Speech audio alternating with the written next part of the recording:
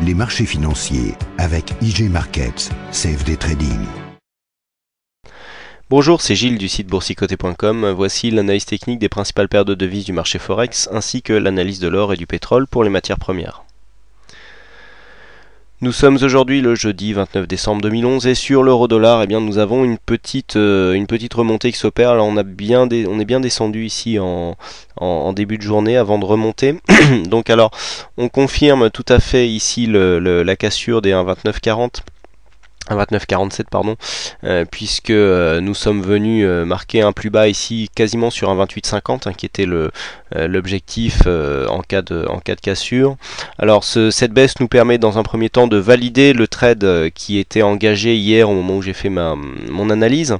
Donc un trade gagnant qui est donné sur qui était donné sur l'analyse écrite donc de l'euro-dollar, disponible sur le site gratuitement. Et puis donc on est descendu encore un petit peu puisque on avait un point de validation à 28,95.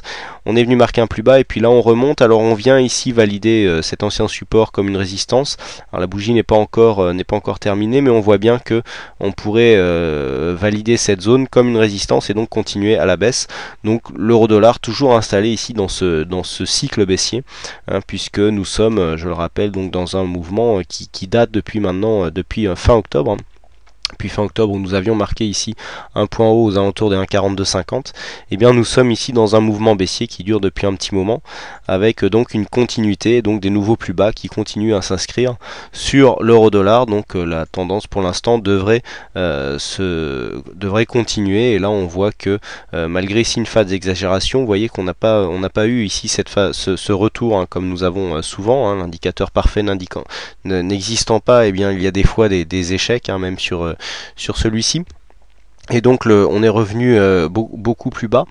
Donc là pour l'instant zone de 1,2950 à confirmer comme résistance, comme étant un ancien support. Et donc si c'était le cas, eh bien continuité baissière de l'euro-dollar qui serait attendue. On continue avec le câble, donc le livre sterling contre dollar américain, avec donc une cassure des précédents plus bas à 54,10 qui s'est faite ici. Alors vous voyez qu'on est venu ici rallier l'objectif qui était des 1,5424. Je vous l'avais indiqué hier que suite à cette forte baisse ici, on avait une bonne chance de venir rallier ce support. On a rebondi légèrement au-dessus. Vous voyez qu'on est rebondi là. On est On est revenu chercher ici sur un rebond technique une ancienne zone de support intermédiaire. Ici on voit ici sur cette bougie là, on avait une zone de support intermédiaire à 54,75 qui correspond au plus haut ici de cette phase. Et puis on a confirmé la cassure donc du support. Alors ça va tout à fait dans le sens ce que je dis des fois sur le chat, pour ceux qui viennent discuter un petit peu en réel, c'est que lorsque nous avons ici un fort support, il est rare que ce support soit cassé lors de la première attaque. Donc là, malgré la dynamique que nous avons eue, on a une première attaque ici, on revient marquer un rebond technique et ensuite la cassure s'opère. Donc on voit ici que sur cette cassure, on revient en pullback sous cet ancien support comme une résistance et puis que l'on continue à descendre. Donc ici, une cassure relativement dynamique qui nous ouvre la perspective d'un prochain objectif baissier à 1,5332, c'est le prochain support. Et donc test qui devra intervenir dans les prochains jours, peut-être même avant la fin de l'année. Attention toutefois, nous sommes largement survendus du point de vue du stochastique et du RSI. Le MACD a une grosse amplitude. Donc ici ce mouvement devrait avoir besoin d'un rebond technique un peu plus conséquent que ce que nous avons eu là lors des prochaines séances. On continue avec le dollar-yen, donc le dollar-yen qui a connu ici une forte hausse et puis qui est revenu ici sur cette zone des 77-70.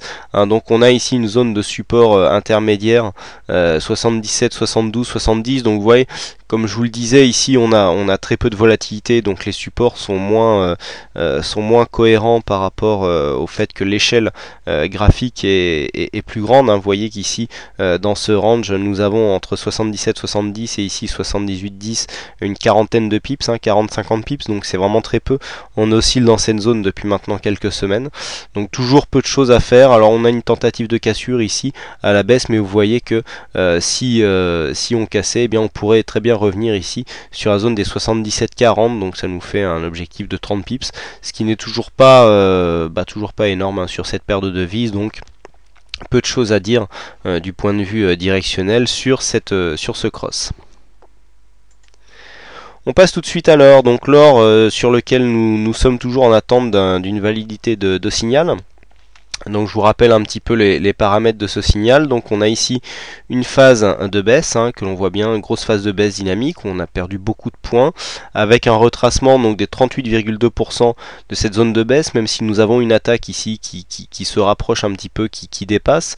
Alors on avait tracé les retracements donc, que nous avions entre ici le point bas et le plus haut des retracements, et on avait eu un objectif à 1510. Donc cet objectif est toujours en cours, puisque pas encore atteint. Nous avons marqué un plus bas aujourd'hui à 1522,70, donc l'objectif s'approche doucement. Ceux qui, pour des raisons techniques, ont peur que ça se retourne, vous voyez qu'on est largement survendu point de vue du RSI stochastique, et que le MACD ici est en train de se retourner, donc en train de nous donner un signal de rebond technique. Vous pouvez toujours vendre une partie de la position. Je sais que vous êtes quelques-uns à avoir suivi ce signal finalement, puisque vous me l'avez signifié par mail. Donc ici on peut très bien sur cette zone entre 1540 1520 vendre partiellement le signal pour se donner en cas de rebond technique ici le choix de pouvoir soit en reprendre pour jouer le rebond à fond avec un pullback donc sur cette zone de support qui pourrait devenir résistance, ou alors protéger la plus-value pour éviter ici une remontée jusqu'à un stop d'invalidation que je place environ à 1592. Donc là ici bonne zone de vente partielle. Ceux qui y croient peuvent reprendre ici donc racheter partiellement à 1520-30, reprendre à 1560 pour jouer l'objectif final donc à 1510, ou alors tout simplement vendre partiellement en attendant donc soit l'objectif final soit le stop qui sera du coup financé. Donc toujours sur cette phase baissière ici au niveau de l'or, mais avec un signal de rebond technique, donc à venir c'est un rebond technique court terme hein, qui pourrait intervenir dans les prochaines heures. Et enfin on termine avec le pétrole, donc le pétrole sur lequel nous avions aussi émis un signal de sortie de figure, puisque nous étions ici sur une sortie de biseau d'élargissement. Donc on avait tracé un objectif ici à 104,40$ le baril, malgré les tensions qui continuent à persister en Iran. On est monté jusque hier, et puis aujourd'hui ça s'est mis à baisser un petit peu.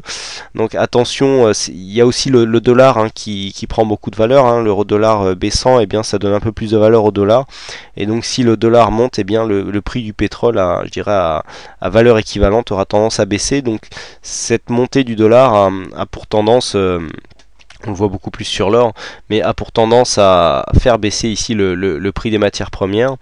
Donc bon, attention à ça, ça peut être un facteur technique important. Là on est sur une zone ici de support, on a un stochastique qui est survendu, RSI nous donne un petit peu de dynamique, mais on voit qu'on a un petit retournement en préparation au niveau du MACD, donc on pourrait avoir ici un rebond sur cette zone des 98, 50, 60 pour aller valider l'objectif donc des 104,40$ si toutefois ce mouvement haussier ici venait à continuer.